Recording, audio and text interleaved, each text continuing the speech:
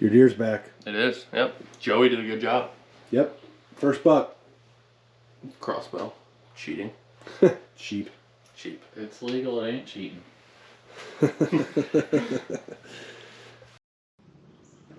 All right, guys.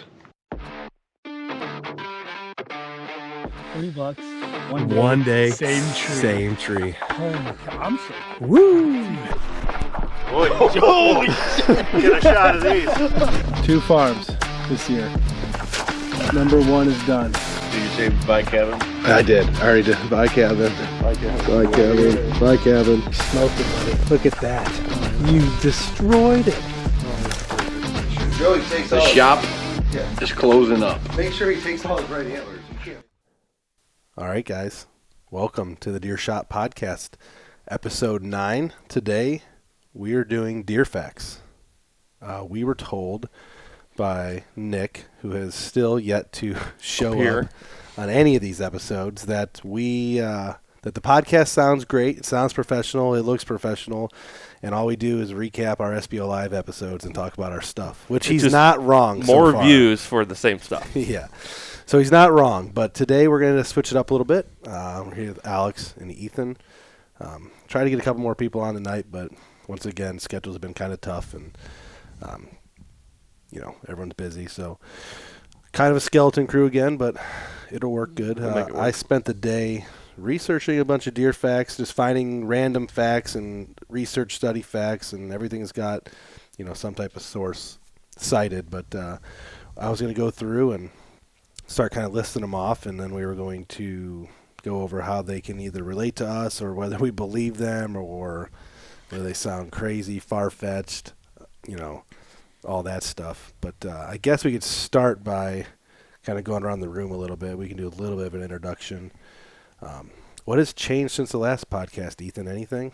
No, I'm going back down to Kentucky. Yes. Tomorrow. Yep. Tomorrow night? And then through the day on Saturday, and coming back Saturday after the hunt. You are coming back Saturday after the hunt. Yes. So what time do you get out of the tree down there?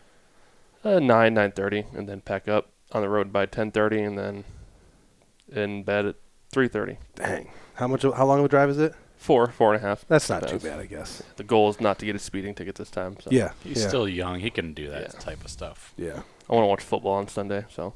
Yeah, football last Sunday was a lot of fun from what I can remember of it. I had a little bit of a rough night, but it was a good Declined fast. Yeah, it was a good first game for I Jordan could Love tell and the by Packers. your verbiage and your snaps. It was not good. You're missing words. I'm like, my wife had to take care of me. I had people over too. He Irish goodbye his own house. Yeah, Irish goodbye in my own house and went and hid in my spare bathroom for the rest of the night. But yeah, that's impressive. Yeah, go Packers, man. Jordan Love played awesome. Aaron Rodgers did not. At all. No. 4 plays, and that was it. Yeah, I like the meme where Josh Allen has more receptions than Jets receivers. And I saw a bunch of horrible 9/11 New York memes. I was like, that's way, way, way too soon. But, yeah, it's too far. But that's the way people are, so. What about you, Alex? What's new? You haven't been on in a couple weeks? Since the last time I put in for the county parks hunts, and put my dad into it too on the very last day because I kind of forgot about it, and one kid at work was filling it out. We forgot about it too and never even did it. So he turned those in for us. My dad got drawn for the bow, and we went and shot Saturday, and we got over Fenn Road and 42, that plot over there. Oh yeah, over by where Nick lives, sort of. Yeah, by the road river. Names. Nice. Yeah, that's okay. It's public. I mean, there's nothing anyone can do. That's he true. drew that for the month. It's public land. Yeah, we get it for the month, so it should be good, and you get all those special tags you can use for that. Yeah. I don't know how many I'm going to use. I don't know how much room I got for. Does Corey see any big deer at his house? Yeah, they've taken that's some. like the same. Yeah, it's not far. No. Half a mile, not even. Yeah. We talked about that, and They've shot that's some going to good come up ones today. over there. Deer range, so. Actually, one other thing. I checked my cams in Pennsylvania last Saturday. Oh, we yeah. haven't talked about yet. And I was very close to suicide on the first check. And then it got better. I drove 3 hours in the rain to check a camera that was on test for the last 2 months. But then I found a camera with 4 good shooter bucks on it. So Yeah. I'm happy. You're not going to let Alex finish his story before you throw it wasn't done yet, but yeah, he just got excited. He did. He got a little buck fever. I thought he was done. No, and I got drawn for the gun hunt for the counties too, so I got to go November 5th and see where I shoot, or I don't think you shoot, but see where I draw. So that's pretty cool. That could definitely open up some stuff. Yeah, it'll be. I mean, it's a whole different experience too, so it should be pretty cool. Then, like the bow one, my dad can take 3 people, so it's going to be my uncle Ryan and me and my dad. So that's cool. Then we can scout it till season opens. Then when it's our month, we can scout it. What month did you get? I know you said it, but January. That kind of sucks. You're just going to have to lay the corn down heavy, but it could work out. They got feeders there. The county already has feeders out there, but when we drew it a couple years ago, and they had a feeder on ours, and it was full of birdseed. It didn't have corn in it. It had literal birdseed in it. Oh, really? Yeah, like sunflowers and like. That's more expensive than corn. Yeah, but the deer certainly didn't. We had a trail camera on for like a week and a half and got 1 doe walk by. Yeah. Yeah, but I mean, They could be doing it differently now, obviously. So. Yeah. Well, I can supply the corn. Yeah. Yep. Yeah, you're gonna. Alex has corn for sale if any locals are watching. So. I've got the best deals around. So get a hold of Alex for some corn. But all right, let's get into some deer facts. That's what people are listening for today. So we'll kind of dive in. I got a whole bunch of stuff on my laptop here. So I don't know where I want to start, but I guess a good one would be. We'll grow right back up to the. Well, yeah, I'm gonna get to that one secondly, but. But I'll start with this one here first. So, I scoured a bunch of websites, mostly QDMA, which is now the National Deer Association. They changed their name up, I realized, and their website. For anyone watching this, it's a QDMA member. Your website sucks now. It's full of ads, and it's real hard to load, and it's just not as good as it used to be. And they're not called QDMA. They're called the National Deer Association, I guess. Yeah. But I'm going to refer to them as QDMA. I was on Realtree. For some reason, Google search took me to Banks Feeders. That first one is a fact from a Banks Feeders article that whitetails are opposite of dogs, that they wag their tails when they're startled and not happy. So a wagging deer tail is either a hurt and or skittish or nervous animal, not a happy one. I don't think I've ever seen a wagging deer tail. I have. You gut shoot a deer and it'll run off and stop and start wagging its tail. Yeah, it's not feeling usually good. It's more flickering. Yeah, it's like a yep. Oh, it's clear flickering. Yeah. I just threw that one randomly in there because I found that on the Banks Feeders website. So thanks, guys. Thanks for that. Funny. According to Realtree, there was 2 deer, wild does, taken in New York a couple of years ago. One was aged at 16 and one was aged at 21. The 21-year-old is considered the oldest wild deer ever recorded. 21 years old. A doe. And they age those by teeth, right? That's how they do it. Yep, teeth. So and I've also read that that's not 100% accurate, but very close. But that was wild deer, 16 and 21 years old does.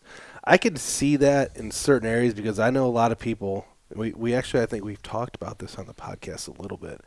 A lot of guys these days aren't shooting. So a lot of people are just out there to kill one buck. They want to get a mount on the wall and make some jerky, maybe a little bit of ground. But not a lot of people are eating deer. This new era of hunters, they're not eating deer like they were eating back in the day. Yeah. We eat a lot of deer because we do all kinds of fancy cooks and stuff. But the average guy is not killing 4 or 5 does, 3 or 4 does, and a buck every year. They're happy with just one buck. Well, I was looking on the ODNR website on their annual summary of Ohio's deer program. Yeah. And it was talking about the age and the age of bucks harvested, and they were saying that it's starting to be more over 3.5 years old, more adult deer, and one of the things they said, it's usually because of something they did for regulations that usually causes that, but they said it's more like a self thing because people are trying to get the bigger bucks, or they're not hunting for meat. They'll shoot a doe and wait for a bigger buck. Yeah. So that. But you get a 5-6-year-old buck, its teeth are pretty shot. Yeah. And then a 21-year-old doe, she doesn't have any teeth left. What is she eating? I don't know what she's going to be eating later in the season, but there's obviously like softer forage earlier in the year. But I mean, in New York, I don't know what she's eating primarily. Depends on where. New York, probably. Is it bird seed out of a feeder? But yeah, I mean, who knows if it was near an urban area where people are feeding her and whatnot. But that's wild. Yeah, but I do know, in my reading today, I didn't do a ton about deer age, but I did read on QDMA that a lot more deer are being killed between 8 and 10 years old than people realize. Everyone's on this big, well, he's a 2-year-old, 3-year-old, 4-year-old, now he's a 5-year-old. And a lot of research is showing that the deer you thought might have been a 2-year-old could have been a 4-year-old. And then he's 5, 6, 7, 8. Or, it's just a misidentification. You think you're watching him from 2, 3, 4, 5, and you think that deer you shoot at 6 is actually that deer that you've been watching. And it's actually like a 9-year-old deer that was traveling in from somewhere else. And it's 2 to 3 was, tiny. There was another study, which I didn't save because it's too long of a thing to talk about in a little quotation, but the range in one area, and I think it was Mississippi. A lot of these studies are from Mississippi, Michigan, New York. There's a lot of southern studies, Texas, but the average antler size for a 2-year-old buck varied so greatly in this one range. Like there was deer that scored gross 40 to 50 as a 2-year-old, and some that were up to 130 as a 2-year-old. So like going by antler size wasn't accurate because the deer's the same age, but one's like a spike with an extra kicker and it scores 43, and the other one's a 120-inch 8-point, like a nice looking deer. Crazy. But they're both the same age. And it didn't necessarily correlate to year 3 and 4 either. Just because that one deer was a 120 at year 2 didn't mean that next year he's 160 and then a 180. He went from 120 to 128 to 132 to the final score of 136. Whereas the 43-inch buck jumped to 90 as a 3-year-old and then 140 as a 4-year-old and 180 as a 5-year-old. Genetics and soil and drought conditions and food and predation and pressure were all things that affected the study. So what do you think the biggest factor in that is? Is it the genetics? Is it the soil? Pressure? It appears to be soil. So from what I've been reading, the biggest factor in order to grow a true, great deer, you need multiple factors to go in your way. But there seems to be more bigger deer with bigger pedicles as younger bucks and growing bigger antlers on average in places with really good soil. Iowa, Ohio, Illinois, the Mississippi River, Ohio River drainage. You could have bucks in Arkansas closer to the river drainages that are really nice deer, score 150, 160, 170 inches. And then you go inland into the mountains or the swamps where there's not as good of food and soil, and all of a sudden, the average deer that's 5 years old scores 120 inches. Yeah, that happens everywhere else too. I was listening to Wired to Hunt podcast. I was on that once. And for like 1 minute. They were talking about that with the soil and everything. And so one of the things they compared it to is like some of our crops here compared to other places where they're not as rich and plentiful, as the yield's not as much. So you get better soil, you get a higher yield. I mean, your corn might be 10 foot tall here and 10 foot tall there, but the yield is higher. Right. The bushel the an soil's acre better. and all that. Yeah. So and that's what they're saying with deer too. They're feeding off of that. Then I think it's probably Wired to Hunt too. I think someone did a study where they had like fawns that grew up in compared to like West Virginia deer compared to here in Ohio, how they're smaller and compared to here. So they did like a study where they took a fawn from both places and put them in somewhere that has the same food, and they're going off of the genetics, how their bodies are going to react to being with that. And they said it'll take a couple generations for like the West Virginia deer to even get big as Ohio deer, even if it lived in Ohio. You took it out of there and put it in Ohio. Yeah, and some of that has to do with the subspecies thing. So I think we've talked about that in the podcast in the past, how I don't even know the true number. I think it's between 17 and 26 different types of whitetail. The whitetail that's down at the tip of Florida is not the same whitetail that's in Alberta, Canada.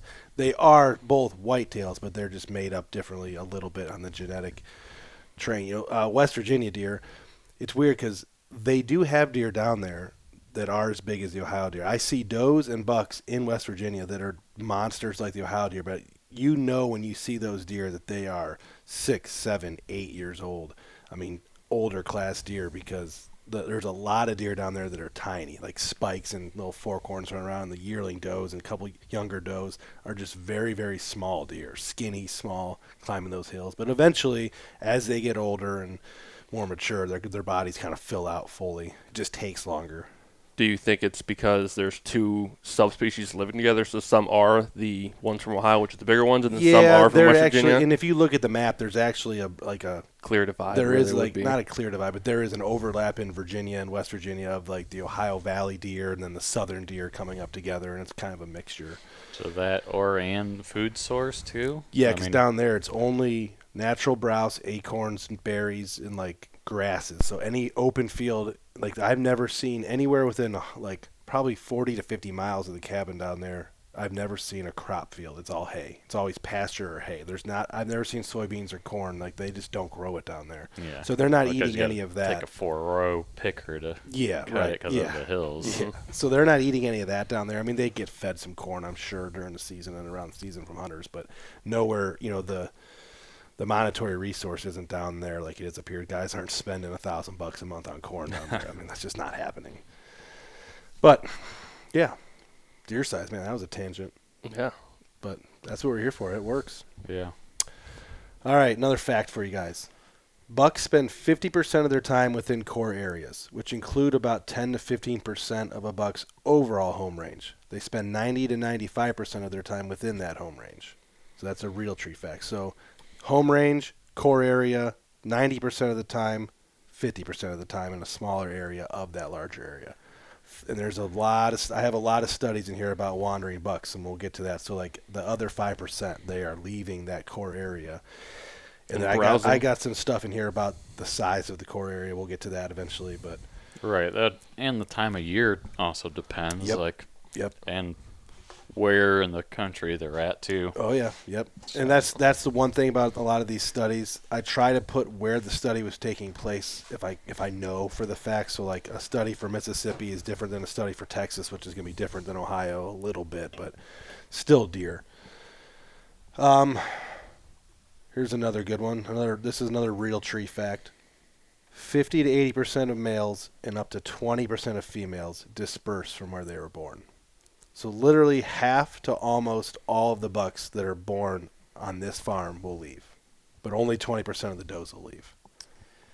So I mean, that's one of those studies that's like.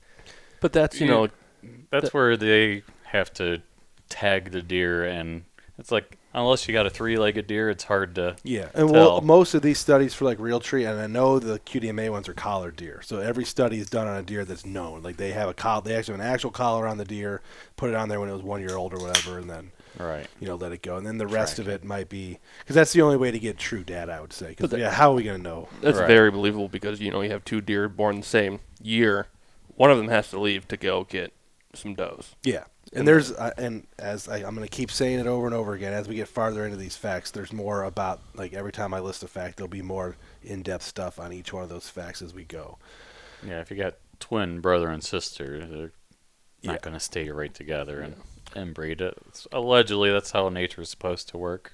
One of my favorite deer facts, and I don't have it listed here, so I don't have the reference, so don't hang me for people that are watching for references, but one of my favorite deer facts is the fact that fawns, twin fawns can have different dads. Triplet fawns and a doe could have different dads. So each egg, they have the ability to have multiple eggs, get fertilized from different bucks throughout the breeding season. So they could be from different dads. Just because they're twins doesn't mean they're actually related father lineage, which is a cool little stat.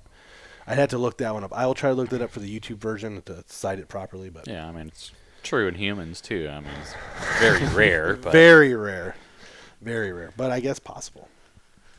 A 2013 Penn State study and a 2015 replicated study revealed the distance traveled by deer during daylight was greater with 1 to 15 mile per hour winds than when there was less than a 1 mile per hour wind. The distance traveled during daylight skyrocketed with 16 to 27 mile per hour winds. So it states here 2 separate studies, the more wind, the more deer move. I'll tell you what, when the wind's over 20 miles an hour, I don't like being in the woods. woods. Yeah. I'll hunt my blinds, like my radixes, like the ones that are out in fields, because we have an ash tree epidemic around here, and I can't even tell you how many times I've seen a giant tree just fall in the woods when it's not windy. Oh, Those yeah. windy days, I'm not even risking it. We have so many dead ash trees around here. I mean, you'll get killed. We have tree stands. I know of multiple tree stands of ours throughout this county that are smashed in the ground right now because a tree fell on them. Yeah. So I'm just not even My dealing camera was Yeah, last week. yeah, your camera fell. Yeah, the tree that your camera was on, your cell cam, broke off and fell. And it was a multi-stemmed trunk tree, and I had a camera on another stem of that trunk years ago. Same thing happened. That tree's got 2 cameras, but it's a good spot. Mine lived. Yeah, mine did too. Mine lived too, but it's a good spot Yeah. though. Like I like having a camera there. But Yeah. Well, 2 years ago, like in the summer, I came back out to go look at my tree stand, and it was all bent up, and there was a huge branch that fell. I'm like, I thought all my trees are good around me. I was like, that's where'd Nature that come will from? win. yeah. Nature always wins. All right. Numerous research studies, including one by the Ohio Department of Natural Resources deer biologist Clint McCoy, have concluded that deer movement doesn't wane in October. He believes there is a perceived October lull, but it isn't real. According to his research, there is no decrease in activity in October. Rather, movement increases, but at different locations than we had seen in September. And that's a Realtree stat. And I believe that. Because a lot of guys watch deer all summer, and then season comes along in October, and they're like, what the hell? Yeah. Where'd they go? Me currently. Yeah, well, there's two factors there, in my opinion, my non-educated opinion. One, you're in the woods more, so you're just spooking the deer, and they're getting used to you. Two, just like it said, they're switching food sources. Yeah, and food moving. sources change. So that deer that was in a bean field all day, summer, all day long in the summertime, all summer long, all of a sudden he's eating a mile away somewhere on acorns or something. Acorns are Right. changing. But there is a lot of people who say, "Oh, the October lull, like blah blah blah. I'm not going to hunt." Which there's a lot of deer that have been killed in our group in mid-October. Cassick killed his 174, like October 12th or 13th, I think. We're gonna have to make a new rule for the podcast when we're recording. Ethan's got to put his phone away. Yeah. Because he's always just like, every time he's over there in video, just scrolling through TikTok and new looking at his TikToker? watch. Like, I was looking at my cameras. I have 13 notifications from my cell cam since we started, but I'll look at those later. I probably have 24, and I know exactly what they are. Just doe and yearlings. All right, a deer's vision is somewhere from 20 to 60 to 2100. That's what mine is, with a higher concentration of rods, which enhance low light vision. That's a Realtree stat. Deer aren't colorblind. Instead, they are dichromatic. They see blue 25 to 30 times better than humans, which is like what neon would show up to us. That's what blue looks like to them. And then some believe deer also see yellows very well. They cannot see reds, which is why blaze orange is not a problem. It's on the red spectrum. That's a Realtree stat. And I believe that. I've had full orange on and deer don't even look up. But Right, yeah, I've had full jumpsuit Yeah. camo orange. When I first started hunting when I was 9, I had a whole camo orange jumpsuit. I read part of this, which I didn't include over here, but part of it, I'm not going to quote it exactly, was that deer see.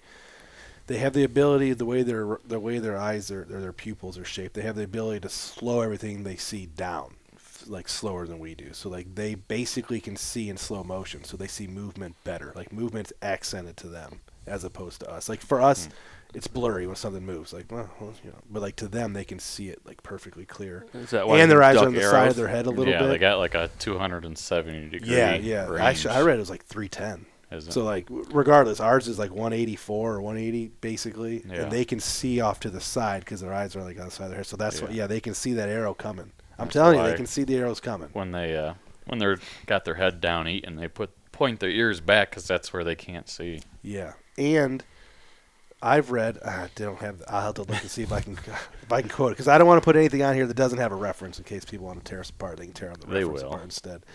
The deer. Oh, where was I going with this one? It had to do with Ears, head eyes. down. They have a tendency to duck more than if their head is up. If they're standing broadside with their head up, their shoulders are already in a position to where they can like launch. But if their head is down, they move their head up and then they arch their back on their way up, and that's why deer, when they're eating with their head down, that's why they duck arrows more. I'll have to look up for sure and get a reference I could throw on the screen. But I always aim low regardless. I'm either going to miss a deer low or I'm going to hit it perfect. I hate hitting deer high. Ever since that buck right there, I have not aimed high on a deer since that one. I should say I haven't aimed perfect on a deer because when they duck a little, if you get 6 or 7 inches of ducking, right through the fat. Yeah, right through the fat. So I aim low. Last year it actually bit me out of deer. The video hasn't even been released yet because I haven't made my video from hunting with Chad yet. We got a year and a half worth of stuff, but it was like the first hunt of the year I think I went out on. I aimed real low on a doe. I aimed lower than I should have on a doe that was only like 12 yards away. It was a chip shot, and she didn't duck at all. And I just shoot right through her brisket fat, like underneath her arms. She bled like crazy, but lived. And because I was expecting just a little bit of a duck, but nothing. she was so close and my bow was so fast that she just stood there like a statue and just took the arrow right through the brisket low, and I didn't kill her. I had a bad year over there at Chad's. You had a bad year in general, I feel like. I killed that buck right there. Oh, yeah, you did. Yeah. West Virginia. That was a good. I was at home. That was a great story, but every time someone brings up my bad year, I'm going to keep bringing up that buck. It was a good story. Humans have 5 million olfactory receptors. Dogs have 220 million. Whitetails have 297 million.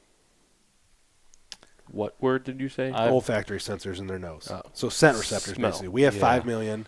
Dogs 220 on average because different dog breeds. Whitetails almost 300 million. I've read that, and I know they can smell better than we can. Here's a question for you. COVID, it affected deers, right? Yeah, I didn't see very many die, though. Did they lose their sense of smell? smell and I don't know. I didn't have a very good year. Well, actually, I can't even remember what deer season COVID was in. 21? 20. I think COVID hit in 20. Yeah, but then What year did I come home for gun Beginning of season? 20. 21 when I shot Dad's buck. Yeah. That deer just couldn't hear because I shot back-to-back days. I shot at him in the same place. He kept coming back. So I don't know. Maybe he couldn't smell, but Maybe they lose their hearing. yeah, maybe. Yeah, that's a good question. I guess that's conspiracy theory. Yeah, if anyone stuff. knows that answer, comment. Yeah, please do. Drug sniffing deer at the airports. According to Adam Hedge, an associate wildlife biologist and a PhD candidate with Warnell School of Forestry and Natural Resources at the University of Georgia, only 16% of fawns survive past 12 weeks. Due to what? It's just all mortality. I have a couple different ones about fawn mortality, but all mortality, Weeks. Yeah. 12 weeks, 16% of fawns. And that was Georgia. Yeah. I mean, I guess it makes sense because every year, say we have 20 does. Let's just make it simple. 20 does that we know feed in this one field, and they all end up having twins or fawns. The next year, there's not 55. There's still just 20. You know what I mean? Right. Like from the ones we kill that are If you adults. go back and to then, what we're talking about, they leave. Yeah, but they leave too that's because true. But then more should population density. But Yeah. more should technically show up then, where they leaving too. Well, Someone else's deer should be showing up, and the number stays Because relatively they the got same. shot during But deer has season. it stayed the same? I mean, hasn't there been a big boom in deer Yeah. population in recent years? I think especially here. I think there has. I mean, there obviously has been a boom on our farm in the last 4 or 5 years, total number of deer, but less deer of size. So it used to be. I just think we were closer to a 2 to 1, a 3 to 1, a perfect deer herd ratio back in the late 90s, 2000s, or early 2010s. We had a better ratio, so there was a lot more mature buck movement. That's why we were getting more trail camera pictures, having more encounters, and seeing more mature bucks of size. We still see a lot of mature bucks of size like this one back then as compared to now. Because we see a lot of bucks now and a lot of mature bucks, but they're just not as big, and we see a gazillion does. Like, it's nothing to see 15 does in a hunt. That when I was a kid, there was nothing like that, It's definitely then our dad's changed for the size. Yeah. Yeah. All right. One Maryland study was able to track the proportion of excursions that happened during daylight versus night and found their study animals went from doing it 85% of the time in the dark during pre-rut to 70% of the time during the day during peak rut. So when bucks go on their excursions, that 5% when they leave their home range, every time outside of the rut, 85% of it is done at night. But during the rut, 70% of those excursions are during daylight hours. So that's that's like the common, I never even seen this buck before. We shot it, and he's huge. Right. Like that's where that fits in perfectly. I would agree with the 85% after my experience last year and the last couple of years, just because the one spot where I hunt is pretty much the travel through spot. It's not like a home base for bucks usually, not of any size. So But when they're coming through, I get them from dark to dawn or dusk or daylight, and it every year it just drives me insane. It's like, come there Sometimes when I'm you gotta sitting be out there there in the day. Sometimes you just have pass-through farms.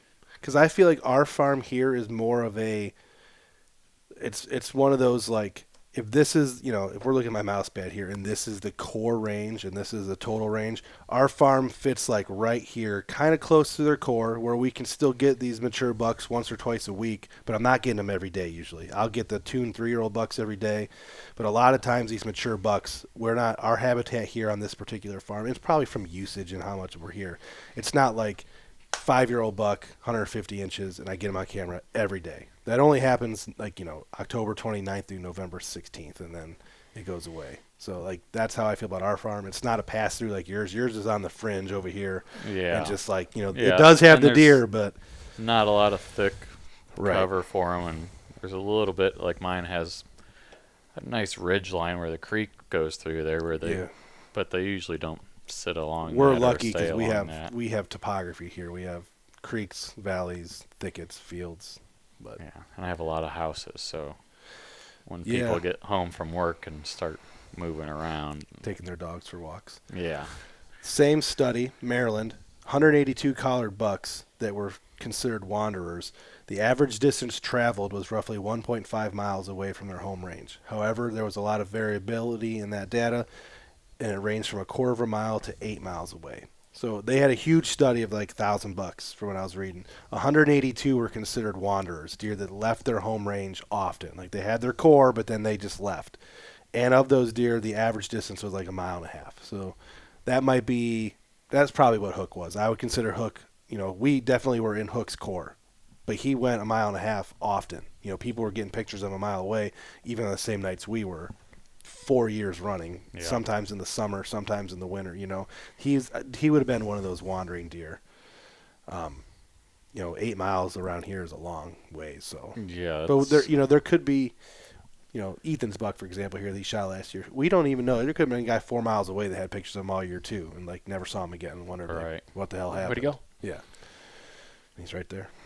Yeah, 8 miles might be a stretch. The 1.5 is dead on because that's exactly how far it is. House from my stand. 1.5? Yeah. And it's 1.3 to where Dick shot that one 2 years ago. Yeah. And then the buck he shot the one day was killed literally 3 days later at Mark's farm. Do you remember that? The 8-point. This is like 3 or 4 years ago. Yeah. Kasich shot one low. We searched in the rain, like crazy rain. Never found it. And then 2 days later got killed at Mark's farm. And Mark had never even seen it there before. And it had Kasich's arrow hole through it. But somewhere I got a picture of that deer. I read an article from Grant Woods. So this is a Grant Woods study, South Carolina. He does the habitat. What's his channel? Growing Deer TV is his channel. Sure. But he said the best attractant for a buck during the rut is a dead doe shot on the same hunt. He said, and I don't want to misquote it because it was kind of hard to disseminate, but I think what he said was 25% of the time that someone shot in this controlled study, that someone shot a doe during peak rut or during the rut and it died close to their stand, 25% of the time they ended up killing a buck that came in to investigate that doe that's right there, and they will take risks on if it's a real doe and real estrus in a real situation where a doe's in heat, a buck will take extra risks. And so if you got a dead doe in front of your stand, do you shoot it, drag it to your stand, or you just shoot it and just let it die? Hope that it falls close to you. Yeah, hopefully it falls close. I would try to eliminate ground scent, then it brings up the extra burden of then you got to gut it after the hunt. You're in the woods at night and you're messing around. So this is like a one shot. The legality of it too. You have to go tag it before you can certain shoot. States you do, certain states you don't. Ohio, you have to put a tag on it and then you can just keep hunting. You can check it on your phone, put a tag on it, you can keep hunting. Certain states you can just keep blasting. You can shoot 2 deer with one shot in some states. So yeah, obviously that's a good point. Follow the rules and regs for where you're hunting. But I thought that was an interesting little tidbit. And we've all seen videos where there's a dead deer and then a buck comes up and tries to gore it and all that. But I think it was the same study. Yeah, it's QDMA. Stockpiling does will not draw bucks from afar. And even if it did, you'd be less likely to see them because they won't have to move or to compete to breed. As a hunter, you benefit from a balanced buck-to-doe ratio through greater competition and more searching by bucks. When the local buck-to-doe ratio is tilted towards more does, a buck doesn't have to search as far or as long to move from one estrus doe to the next, and he has fewer other bucks to compete against, so he can afford to spend more time tending each doe that he finds. In other words, he's less visible to hunters. So a lot of guys, this is the Jason Salzner argument that I'll make, or the Justin Walker argument. They make the argument that you should just have 50 does in your food plot or at your feeder all rut long, and it'll bring the big boys in.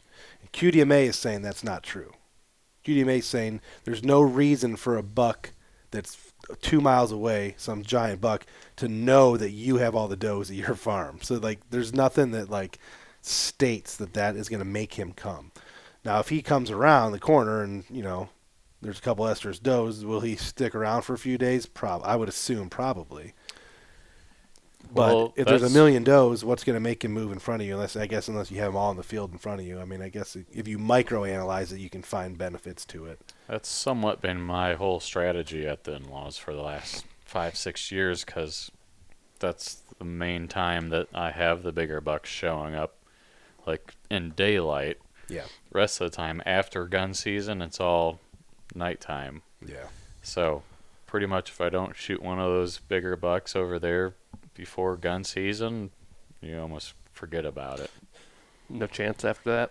Not really, and it's been since like 2016, 2017 that I've been having cameras and hunting there, and it's been the same thing every year to a T. So it's good to know your property Yeah. instead of wasting time there. yeah, then you still end up wasting time there. Yeah. Like, oh, they might come. What if they today. do? What if they Today's do the it? I'm day. not there. Yeah. You never know. Yeah.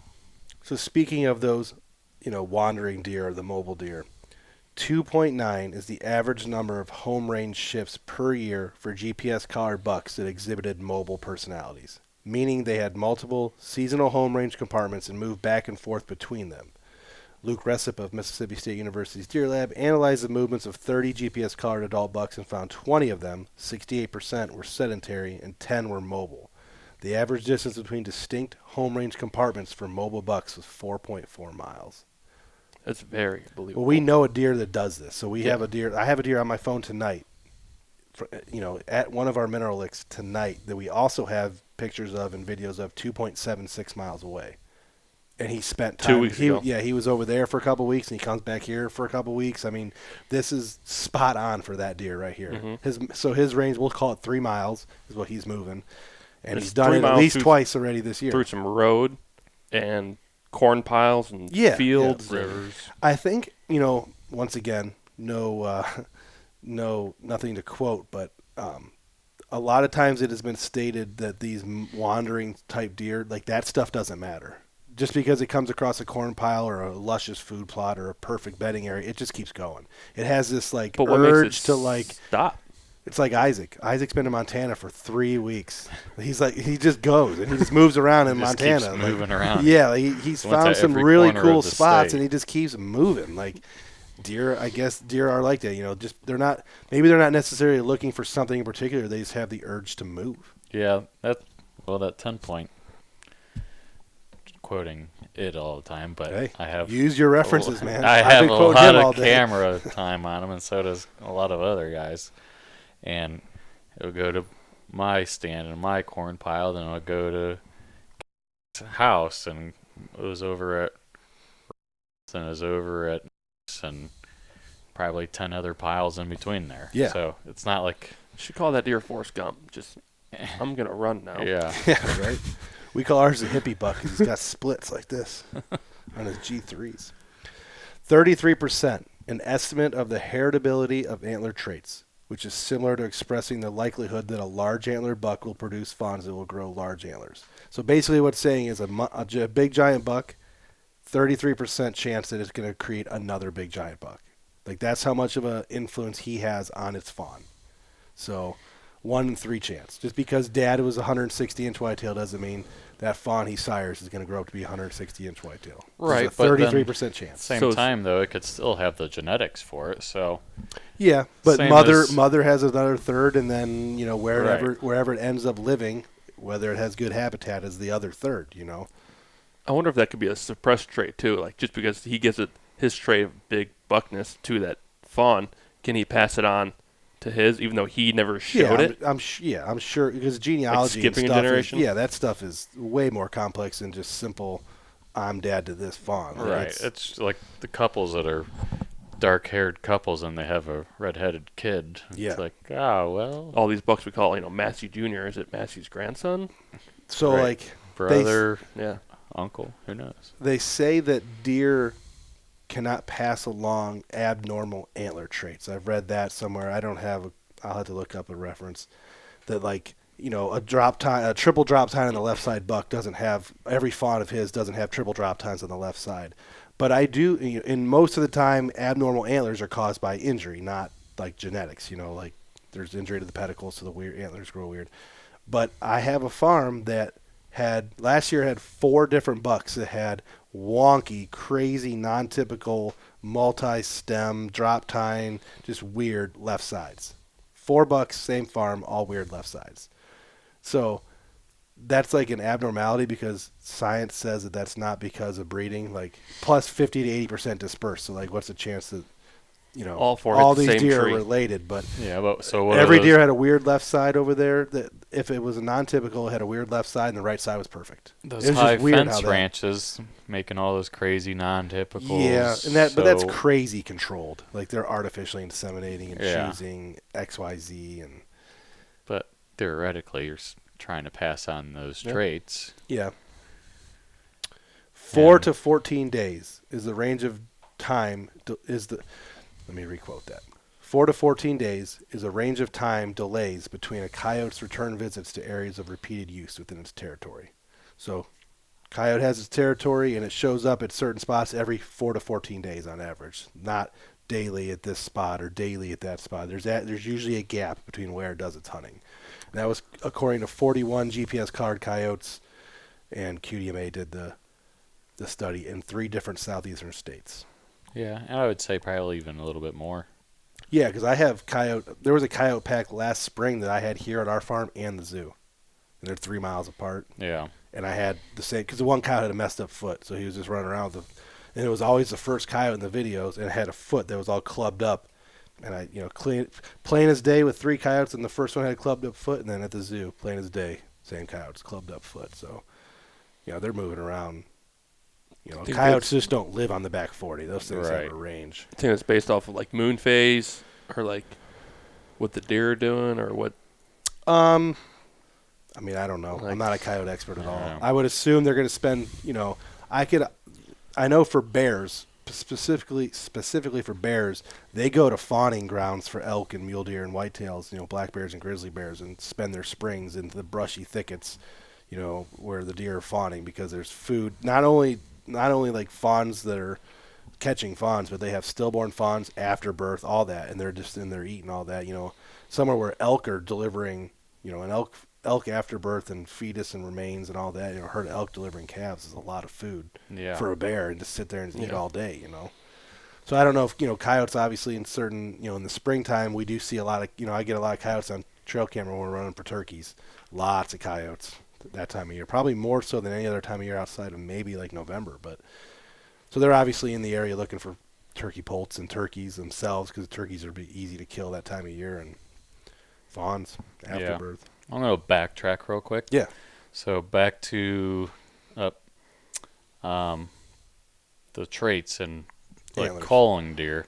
So on Wire to Hunt, I don't know if you heard the episode where they're talking about where someone with a lot of money had like 100,000 acres fenced in, and they were flying around in helicopters and taking out any bucks that were too small, and they did that for like 10, 15 years, and they never seen a difference. Yeah, it didn't. It didn't change anything with the antler size. It was QDMA coming hammers around. that. Like, they hammer the fact that you can't call deer. Like, every article about deer facts that I read, there was like a bunch of articles, but like had a section where like, stop trying to call deer. Like, Right. no There's matter no what point. in the sample size, because like with a wild population, you're just not going to be able to stop deer from coming from somewhere else.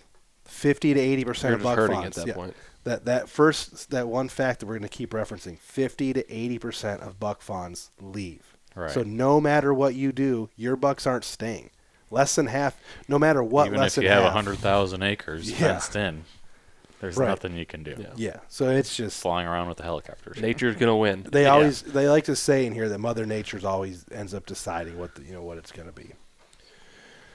Somewhere around 25% of the bucks in a recent study had home ranges smaller than a square mile in the 400 to 500 acre range. They also had bucks with much larger home range sizes, anywhere from 2,000 to 4,000 acres.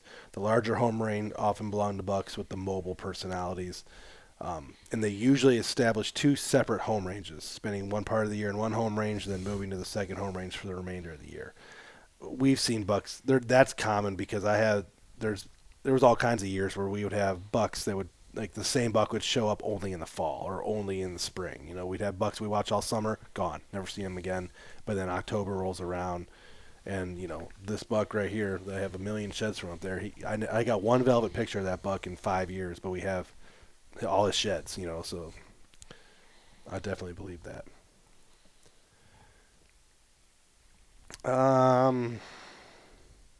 All right, this is what I was actually kind of excited to get to. Finally. Oh, yeah. This one's interesting because this one's going to shoot a hole into a lot of our theories. Dr. Randy DeYoung discussed the topic in detail in a 2021 article on the QDMA website using research conducted over a 10-year period in Texas.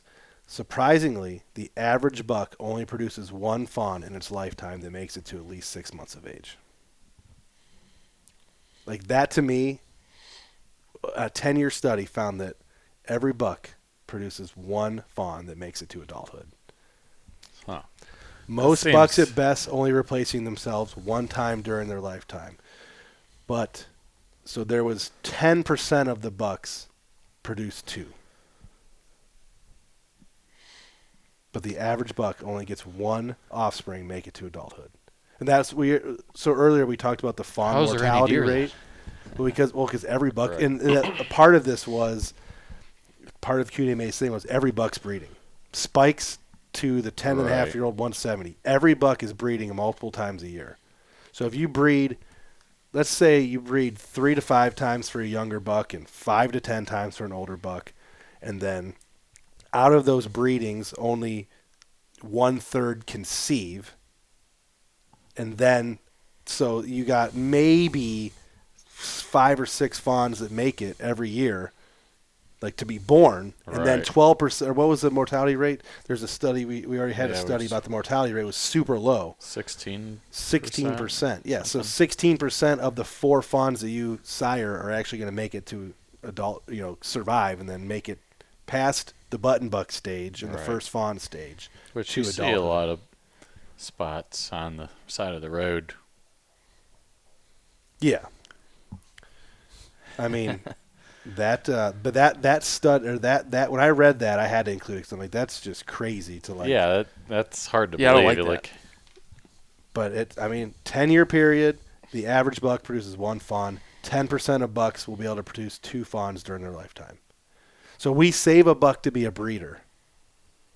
And it doesn't even matter. It might make one. And that goes back to your 100,000 acre fenced in calling deer study. Right. Every one of those bucks is only producing one fawn, that makes it to adulthood, and there's a 33% chance that it's going to be a replica or as big as the father. He only has 1/3 of the genes. So the one fawn that Hook sired that made it to adulthood might only end up being a 110-inch buck. So I wonder, like, if you had Sadness. Yeah, to think of it that way, it's like, what are we doing? If you had a huge fenced-in farm, one buck on it. Yeah, I mean, what? If you could reduce the predators, and the predators weren't even the biggest factor in fawn mortality. I have a stat for that too, but we'll get to that in a moment. But that one was the out of all the things I read today, that one was the most shocking to me. It's Like still, I don't know. I'm going to say it again just so people can hear it and they can try to understand. 10-year period, this scientist, Dr. Randy DeYoung, found out that on the average buck only produces one offspring to make it to adulthood. 10% of bucks had two. It's crazy. It's no good. 93 yards is the average distance between two sides of a matched set of antlers, according to QDMA. The average matched set of sheds is 93 yards apart. Which I don't even know if I could. Matter. What? So I can't even find one shed, so it doesn't matter for me. I found a lot of matched sheds, but I would say on average they're farther apart than that. Very rarely do I find a matched set together. Only a couple times in my life have I found, like, boom, there's both of them. I've never found a match set. I have found... But I also don't put as many miles in as you. So. I would say on average for me it's 150, like probably between 100, I would say between 100 and 200 yards. Because I know this year I had one that we measured was like 216 yards. I measured another one that was like 180 yards. I can think of some historical ones I found where it's, they're probably 100 to 120 yards apart. Man, Freak Daddy's shed, that just makes me sick. On average, it was 93 yards Coyote away. had to pick that thing up and run with it or something. Yeah, because we would have found it. That's going to bother me forever. We still got to do the trail camera over sheds. Put them on like a cable or something and see what tries to I got get plenty in there we could do. We could tie 2 or 3 together and put the camera right by it. Yeah, see what. In 2018, Michigan State University's Daniel Marina reported that when buck age and body size are equal and attitude is removed from the equation, antler size may in fact be a significant factor in doe mating choice. And bigger is better. 86% of the time, the doe chose the bigger buck in a controlled environment. Estrus does chose to hang out with a larger antlered buck when given a choice. I read farther into that study that like they would cut the antlers off deer and like put fake antlers on, like basically attach antlers to their head, and the does would just gravitate towards the bigger ones. So that goes back to the fact that the big deer know they're big. No, the does know the big deer are big. But then the big bucks know that too because they're getting all the does. Yeah. I mean, theoretically, but do they? What is their control? What's all the does to a big buck? If you're a deer and you're 2 years old and you're mating, he's only gonna make one kid anyways. Yeah, it's the primal instinct. I think. Right. I still don't think, like I know that deer know that they have large things on their head and they can feel it in velvet and they but like, does a buck know that it's 220 inches as opposed to 160? You know what I mean? Like he doesn't know. Well, that's a big difference. But like, sure. What I'm saying is once they hit 140, 150, once they're mature bucks with good antlers, it's all the same. Like they don't like. Yeah, but the 140 to 110, that's a huge difference in trail cameras and showing up in daylight. Yeah. Well, I'm sure you guys seen that video, that huge mule deer that went underneath that cattle fence. I saw it yesterday. That was my, and that was, yeah. It knew how to get under that fence. And his antlers never hit. No. Incredible. Yeah. Incredible. It's because they can see so far. And I've also seen that video of that whitetail. I'm pretty sure it's a whitetail, like in Nebraska, like squares up with an elk and like hits it. I've seen that one. Did not back down from that elk whatsoever. At all. Yeah. So they know they're big. They have to. And that was a big. And I'm still going with buck don't know. Like, I think that's complete. We can say it bullshit. They look into them. They do the Simba and they look into the water and like. They're just getting laid more. I guess they could, but they know it. They're cocky. They're cocky animals. They know that they're bigger. They're getting laid more as they get older, regardless. So because if it's an older deer that's the size of him compared to an older deer that's the size of him, you get a 300-pound deer with a 120-inch rack. That deer's gonna be fighting. Those deer have missing eyes and holes in their neck, but and when you're wearing a regular baseball cap versus your fire helmet, your clearance on the fire helmet versus your regular hat. So yeah, because I picked it up and I looked at it. Okay. But deer can see themselves. They know. I think if you have something growing on your head, you're gonna know. If I'm wrong about something, into. I'll take it. I'll be okay with being wrong about that. That's why Nick can never get a good video. Justin Dion from University of Dakota, I believe, U of D, whatever college that is, discovered that even in the absence of predators, many fawns still just die. Justin captured over 100 fawns in a place void of bobcats, coyotes, and bears and tracked them over the first summer. He recorded a mere 45% survival. So even without predators, it's 45%. That's perfect conditions, fawn being born. You have nothing to kill you besides Mother Nature and your mom, and 45% make it. Do cars count as predators in that study, or? The greatest factor was the doe age, so in the mother's age, birth weight, and rainfall. Rainfall kills turkeys, too. That's one thing I know for sure.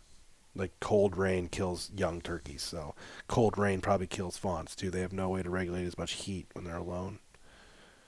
But, yeah. Not a lot of fawns live, is what I'm learning. Yeah. Dang. A lot die. Well, you got a video of one dying the other day, right? Still alive. I don't know. I think Luke. I can't tell. The Tacticam non-HD picture is so bad. I can't tell because I've been getting does running around in circles in that food plot every day. So I think it might have just been fawns out there playing. I don't think it was a coyote actually chasing it, but we'll find out. We had a picture of a doe getting chased by something. I think it was another doe. Luke thinks it was a coyote, but Dr. Jacob Haas reported yearling buck survival rates on public versus private lands. Their survival rate within this UD study, whichever college that is, was nearly 75% survival on private, 37% survival on public. That's crazy right there. And that's actually the end of that's the end of all my facts. We're at 56 minutes. Damn. That went by crazy. Busting it out. I still think the whole there's two of them. The fawn survival rate and then the siring only one adult fawn. Like they correlate. That's crazy. That's crazy stuff to me. I'm gonna have to dive deeper into that for sure. Mm-hmm. Trying to find. I just can't believe that One the average hook has well, and you one. have to. So and there's let's put multiple of these facts that we learned about today together. A lot of bucks aren't making it to maturity. So like out of all the bucks that are born, or even like the 1.5-year old bucks that are around on the farms, how many of those are making it to maturity? So like this study that said 75% survive on private, but 37% on public. A big public land somewhere. If only 37% of the 1.5-year-old bucks are surviving, and they're breeding a couple times a year, and then the chance of that fawn surviving from only a couple chances of inception is really low. And then as they get older, they finally breed enough does to where a number of does are actually going through with the pregnancy and,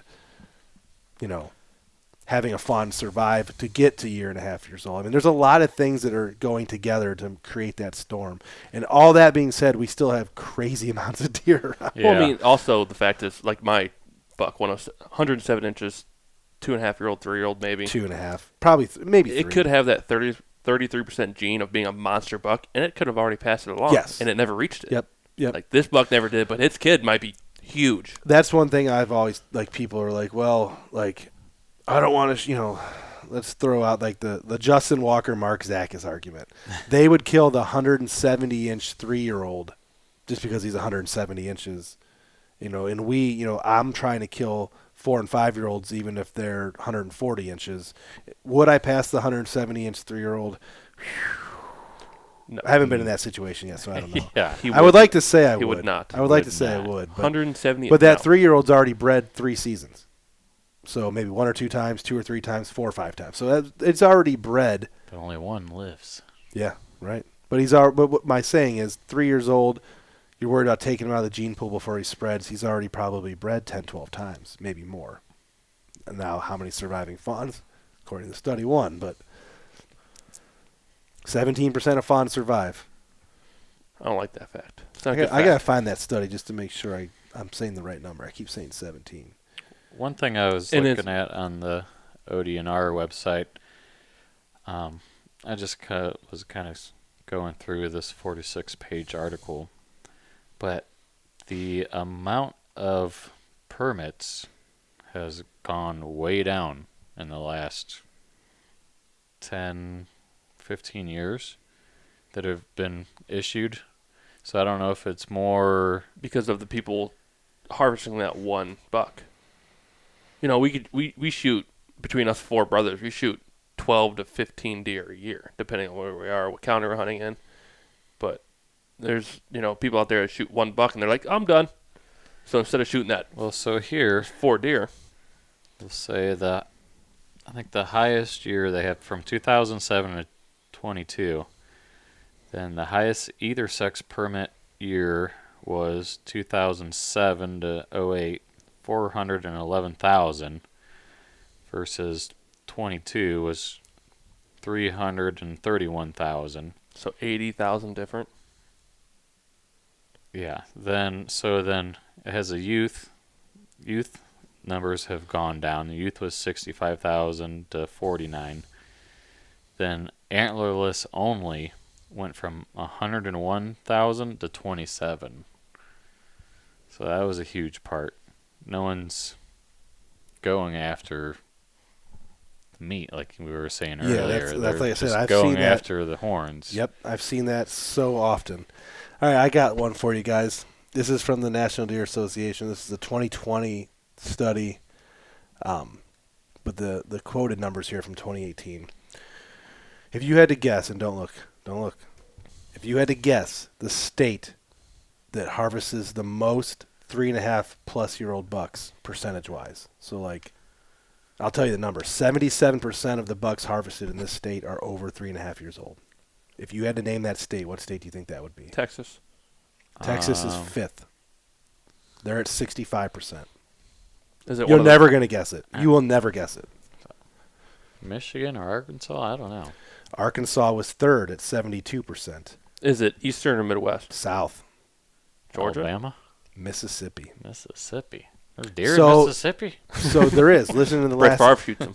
listening to the last Bear Grease podcast, the entire stretch of the Mississippi River along in Mississippi has the levees on the sides, the buildup so that the water can't flood outside of those zones. But the zone from the levee to the edge of the shore varies based on the water level in the season. Sometimes it's up to 50 miles. And all that land cannot be developed, and it's all in hunting clubs.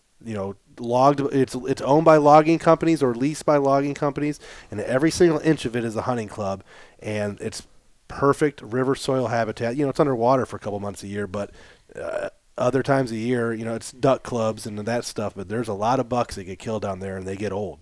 And the guys are just, they're hunting deer, and they can be very picky. And literally over 3/4 of the deer killed are over 3.5. Or they can't access them because there's so much water too. And that's Swamp it's donkey Mississippi, term came in. Louisiana, and Arkansas, and Oklahoma. And Oklahoma also has some stretch of river. I mean, there's a lot of other stuff in Oklahoma, but the top 3 states for older bucks are all swamp states. Fucking bullshit. Don't look at the screen. What do you think the lowest state? Read it. Lowest state of 3.5-inch buck or 3.5-year-old bucks percentage Island. wise? Nope. 16% of the bucks killed in the state are over 3.5. Lowest Pennsylvania. state, Florida. Pennsylvania's not on the list. Florida's not on the list. Isn't that a whole big joke down there that they shoot anything with horns? There's 7 guys hunting down there. Is it close to us? Yeah. I like the state. I'll give you that. West Virginia? It's not West Virginia. They're 4th, 24%. Where's Virginia on that? It's not there. Indiana? Indiana's not there. Indianapolis. Wisconsin's number one. Okay. So you like it. I was 16%. like, Wisconsin, New York, Missouri, West Virginia, and Ohio. 28% of our bucks. Only 28% of our bucks are over 3.5 inches or 3.5 years old. Well, that makes sense. I mean, Yeah, I think I see it. In our house, we only have one. Freak Daddy? One no, that's there's not 3. There's one that's not 3.5. Isaac's first buck might have been a 3-year-old. Probably 3-year-old. So your buck. There's a couple of the skull mounts. Yeah, but like I know that you guys have a bunch of deer in your house that are over 3.5. The one behind you, so the 5x3. Yep. The one Isaac shot the 7-point. Freak Daddy, his first archery buck.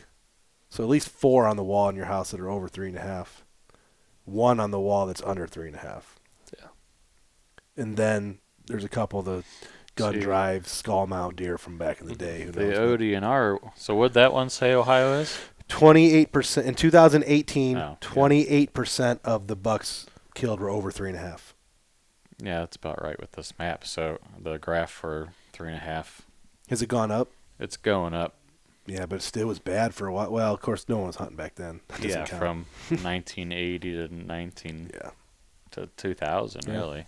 It stayed at 10 to 13%. Want to do like 15 more minutes of these questions? I like these questions. Yeah, I mean, I'm going to keep going until I can find. We'll just so I run out of stuff. Sitting here all night. You can drink. You're the only one that can drink here. Yeah, I'm on call. Me too. We got through the whole podcast without getting a call, so that's cool. That's why I checked my phone. I've done that a few times. That's why I checked my phone so much. Yeah, because we all don't get the same notification. Is this a good sound? If you just write it off as another vibration. Got the Arnold. You have to look. Yeah. We don't got a pager out here. We all get the same thing on our phone. We've just been all looking at it. Shit. 109,000 antlerless deer were taken in 2013 to 2017 on average in Ohio. Average per year? 110,000. But that includes button bucks, though. Top states with the highest percentage of fawns in the antlerless harvest. What do you think it is? Ohio. It's Ohio. 41% of our deer killed are fawns. Man, that's something. Maybe that's why. Dang it. Only 16% make it. 16%. That's a 12. Got a lot of it's youth 16% to 12 weeks, and it's one buck to get to maturity, like a deer. So, like, right there, 41% of the fawns that would have made it to maturity got killed by hunters. And that's why that's why each buck is not having more and more deer or more and more fawns reach maturity. Was it maturity or it was a year and a half? It was a year and a half. It was 16% of fawns only make it to like 12 at 12 weeks. Only 16% survive. Okay, that's the 1 year old thing was the bucks siring a fawn that become a male. So that was also, I believe that stat was for to like sire another buck. By the way. Massachusetts, Georgia, Pennsylvania, Virginia.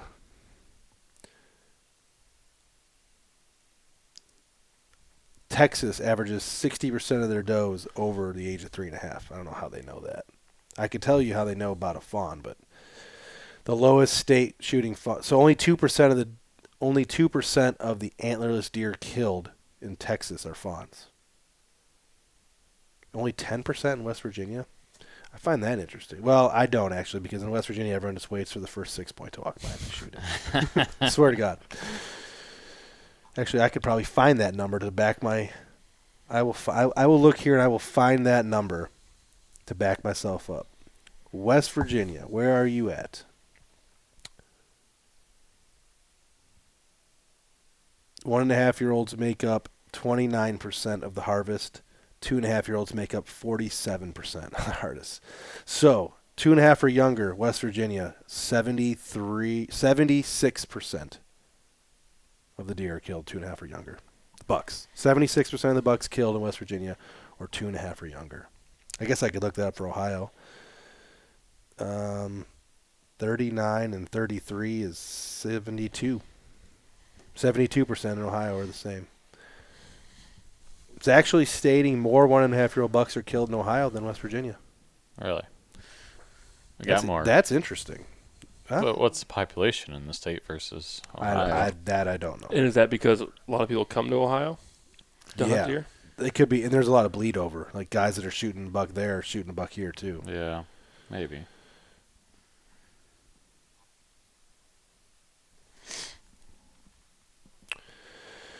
Well, we're at 1 hour and 8.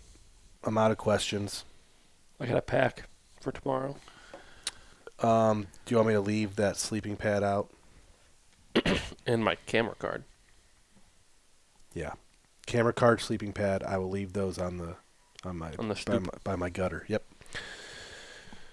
Good luck in Kentucky this weekend. I'm going to work a 48 and then come home, and I'm coming home from my 48. I'm going to help Nick get all his cameras set up. He bought a bunch of more cell cams because he's doing some micro analyzing, and I'm going to do that, and then I'm going to watch Packers. Yep. Next time I see you, it'll be on my couch in the basement. This is factual. And I'm drinking less. I'm going to drink less. Remembers that one. I am going to drink less. I am going to drink less this weekend. Got it out of my system. It was bad, Alex. It was bad. It was real bad. I was proud of you. It was fun to watch. I ghosted guests. I had actual guests from work. Sorry, guys. Come on. I just left. So it wasn't just you. No. Mom was down there. I mean, it was bad. Wow. It was bad. She doesn't count. She's driving you to drink. Yeah. Any final thoughts? Nope. Let's get this season underway. Yeah. It's I'm really ready. what? We'll have to do one next week. A couple weeks Yeah, out. we're at the 14th. We'll have to plan a day next week to 30th. do one, and then after that, we could probably. So we have one more preseason hunt podcast, and then we can do our last podcast prior to deer season. Can be that Friday before season opens, right? Yep, and then it'll air that Monday. Yeah. Well, we can record Friday night. We're gonna have a deer party Friday night before season, so the 29th. 29th. 29th. Should be good. 29th. We're going to have a deer party right here in the shop. I know no one cares. There's been like 6 turnovers on this game. I haven't even been looking, but we need the Vikings to lose. I don't care. Yeah, I know you don't care. Madison needs to score like 4 touchdowns. I just like to see Jalen Hurts not be good because everyone is saying he's the next best thing MVP. So I would like to see him struggle a little bit. That's just because I'm biased. But All all right, guys, Deer Shot Podcast out. Out.